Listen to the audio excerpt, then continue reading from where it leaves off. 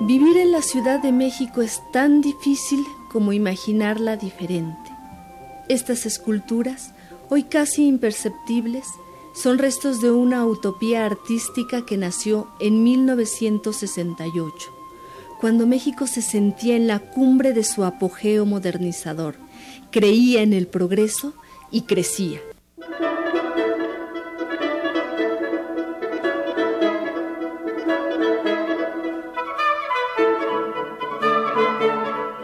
La población se esparcía en los inmensos cinturones de miseria, las unidades habitacionales anónimas y el archipiélago de lujosas zonas residenciales.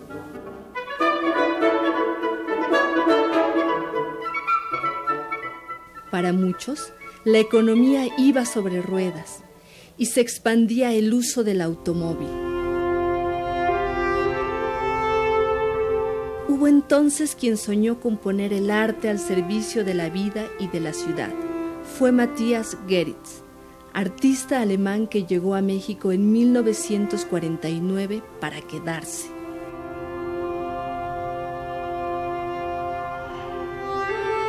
Muestra de ese sueño son las torres de satélite, obra de la que fue coautor con Luis Barragán.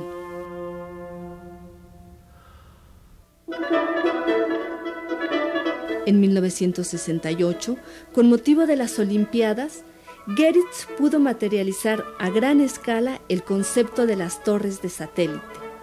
Para lograrlo, contó con el apoyo del arquitecto Pedro Ramírez Vázquez, presidente del comité organizador de los Juegos Olímpicos. Le advertí al presidente Díaz Ordaz, no sé nada de deportes. Y me dijo, mire, México ha sido muy rechazado en el mundo deportivo por haber recibido la sede de los Juegos. Ante ese rechazo, el presidente Díaz Ordaz me dijo, lo que necesitamos es justificar de que sí podemos hacer la Olimpiada. Leo los antecedentes y me encuentro que en los Juegos Olímpicos griegos había 7 eventos culturales y 7 eventos deportivos,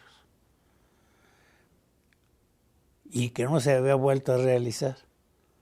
Entonces dije, bueno, esta ya es una meta interesante para México, rescatar los Juegos Olímpicos en su dualidad cultural y deportiva.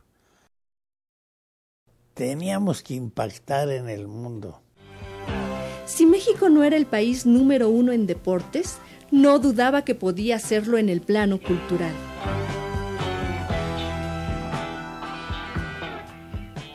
La ciudad se vistió con 1001 imágenes de diseño contemporáneo y los motivos de la paz reemplazaron a la publicidad habitual.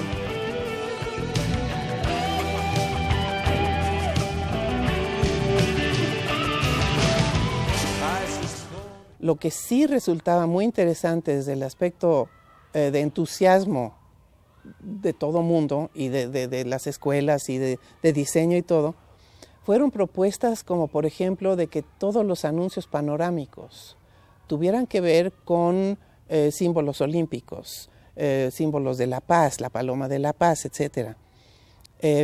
Caricaturas realmente excelentes.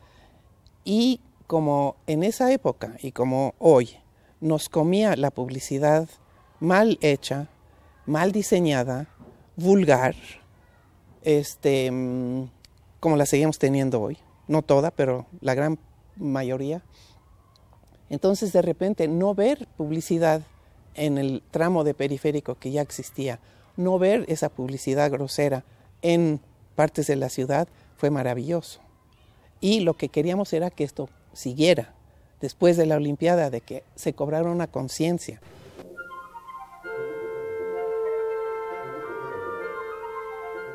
El proyecto mayor de la Olimpiada Cultural fue de Geritz.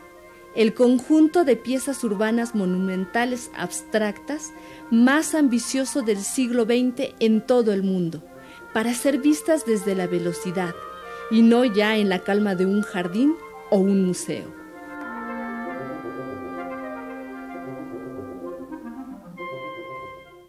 Ahí, comentándolo con Matías Geritz, para hacer en qué términos hacíamos la convocatoria a los países de cada evento.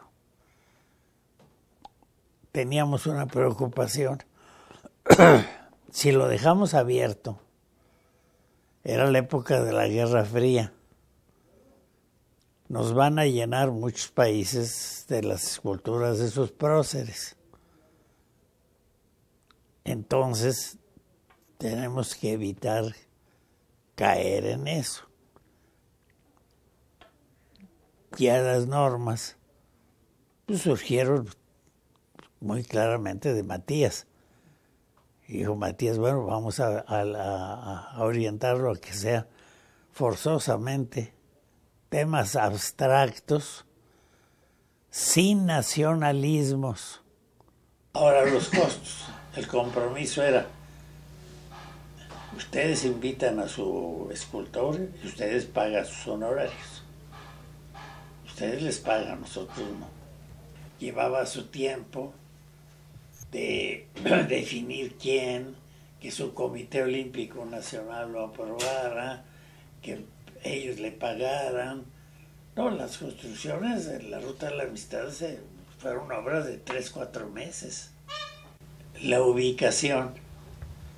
Se acababa de abrir el Periférico Sur para comunicar la Villa Olímpica con Xochimilco, donde estaban las pruebas de remo y canotaje.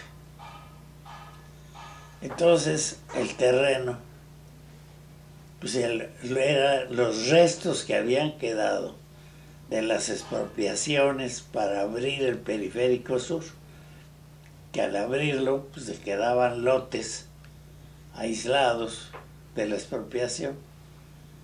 El gobierno del DF nos dijo, bueno, yo aporto los terrenos y esos terrenos, ya de acuerdo siempre en la relación que se establecía Matías con el escultor, pues materialmente veían dónde les convenía, dónde quería por su tipo de expresión que querían tener, ¿no? El terreno no nos costó.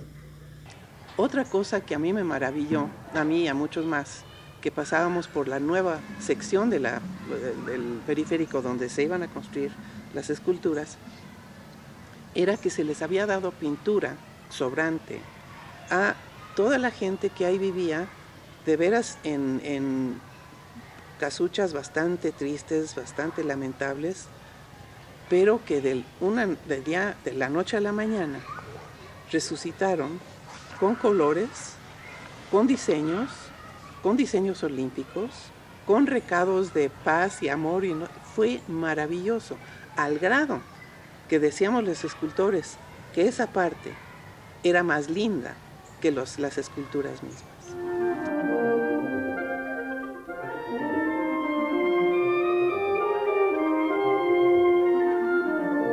La ruta escultórica, fruto del trabajo de 19 artistas de 14 países, nació como símbolo de amistad entre los pueblos. Ofrecía formas y colores cambiantes en un entorno de visibilidad óptima. Geritz las imaginó no como galería de esculturas al aire libre, sino como núcleo generador de un desarrollo urbanístico armonioso de las zonas aledañas del Periférico Sur.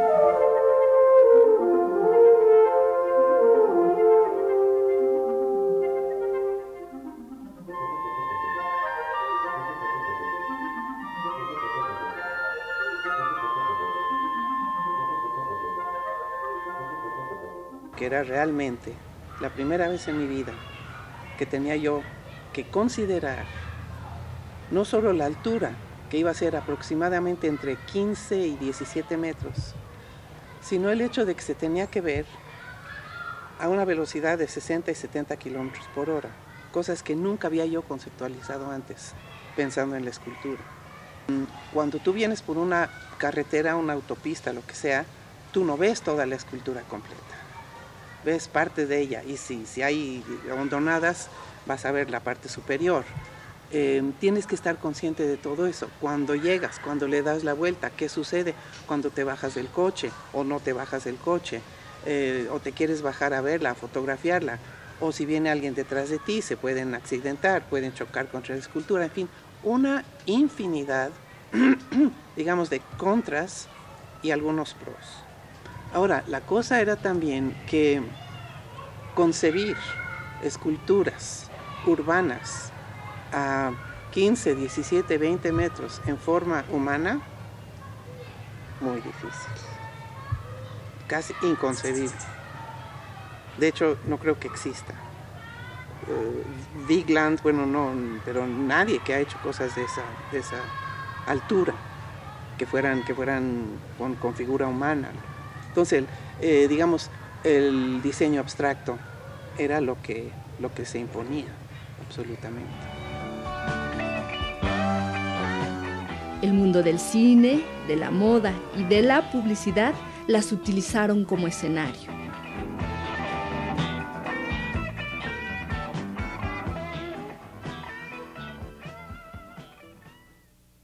Cinco años más tarde, la ruta fue cuestionada y amenazada, desde el poder mismo, por el nuevo regente de la ciudad.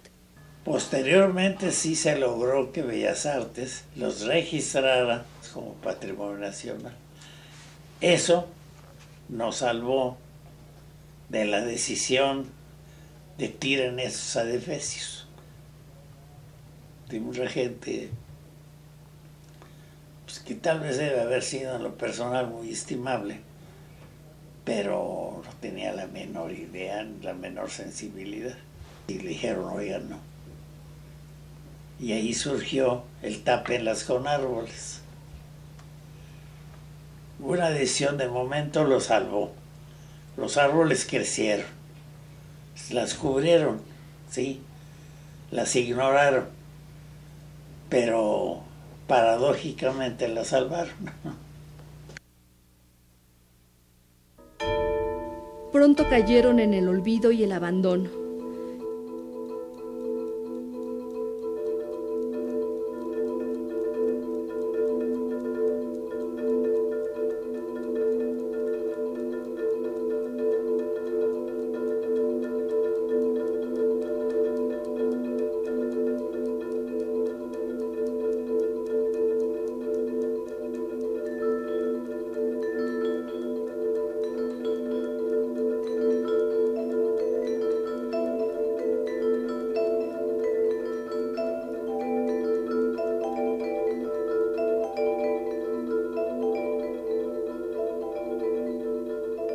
A sus lados brotaban irracionalmente más obstáculos a su visibilidad.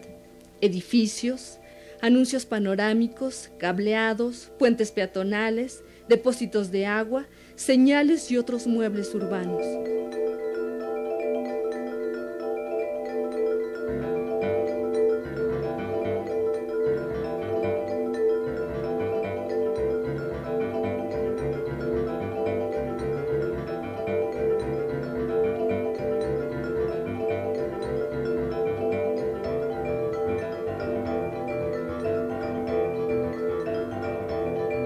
La escultura donada por Australia quedó capturada en una propiedad privada.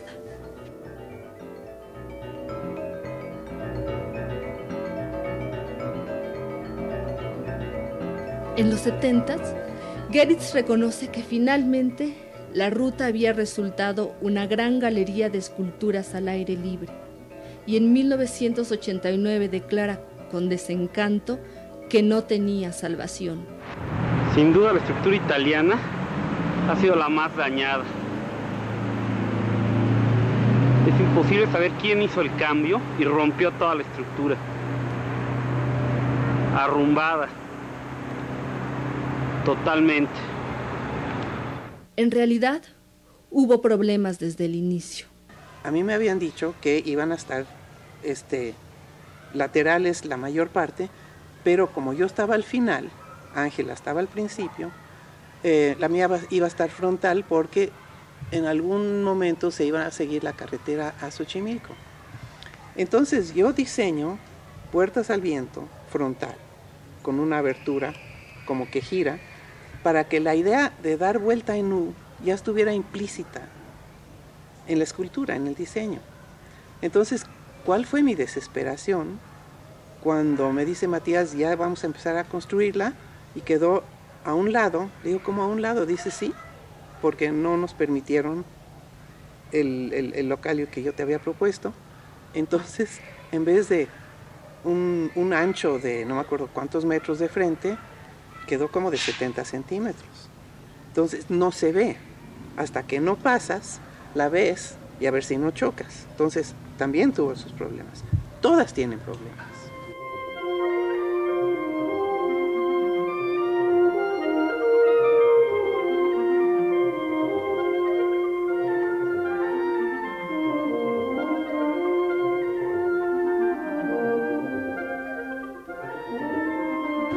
Se salvan, por ejemplo, diría yo, la de Kowalski, porque queda en Insurgentes, queda en una hondonada y queda cerca de Perisur, un centro comercial. Entonces la puedes ver a una muy buena escala, que es de las más pequeñas, pero en un lugar muy acogedor. Otra que está muy, muy bien colocada es la de Subirac, de España.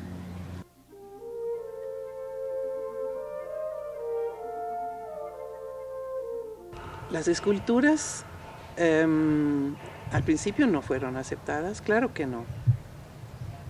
Pero trata de quitar una hoy, no te lo van a permitir. Ya hoy, ya sí son de los de ahí. Y eso es bueno. ¿Y le gusta o no? Sí. Cuando menos se alegra la vista, ¿no? Sí. De no ver tanto poste o smog. Ajá. ¿Y sería igual con o sin? No, porque si no está, pues ponen ahí un poste de luz o un semáforo, no es lo mismo, ¿no? Como me pareció la de Comaco, la pintaron bien. Pero las intermedias sí les falta pintura. La de Comaco sí la arreglaron bien. Incluso arreglaron el camellón.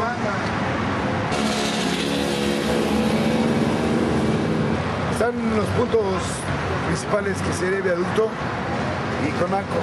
De ahí en fuera, cero. Abandonadas.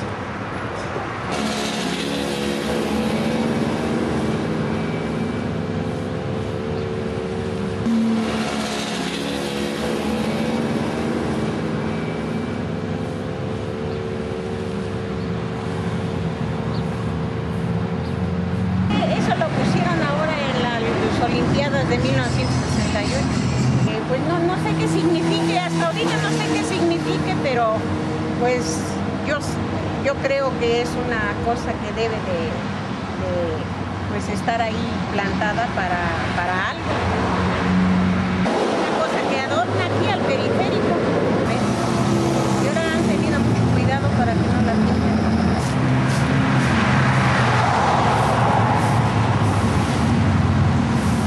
La ciudad se ha vuelto tan fea. Se te echa encima, hay pocos espacios amables que no sean los parquecitos, los jardines, que de repente dices tú, bueno, poner más esculturas de concreto como grandes señales que requieren de muchísimo dinero para su mantenimiento, ya empieza a ser cuestionable.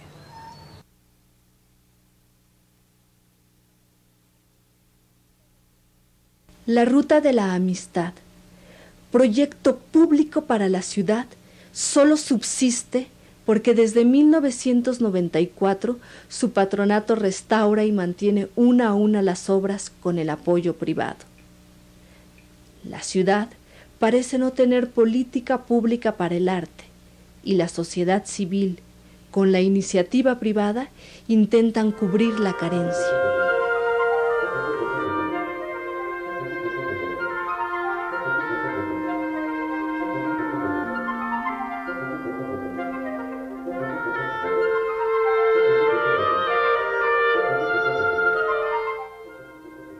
¿Qué sucedió entonces con la ruta de la amistad?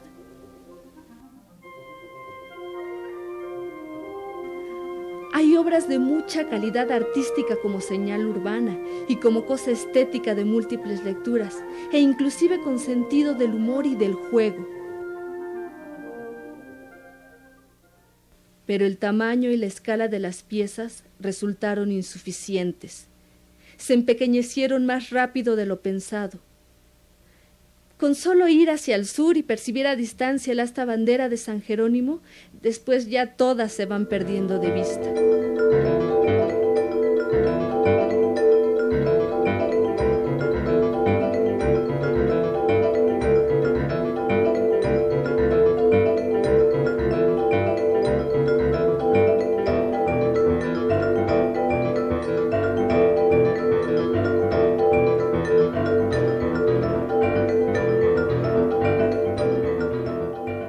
Aunque en la actualidad las condiciones comienzan a cambiar, las esculturas para vías rápidas no han anclado fácil en el corazón de la gente de barrios o colonias, ya que no se las vive cuerpo a cuerpo y no invitan a sentarse a platicar a su lado o a volverlas punto de reunión.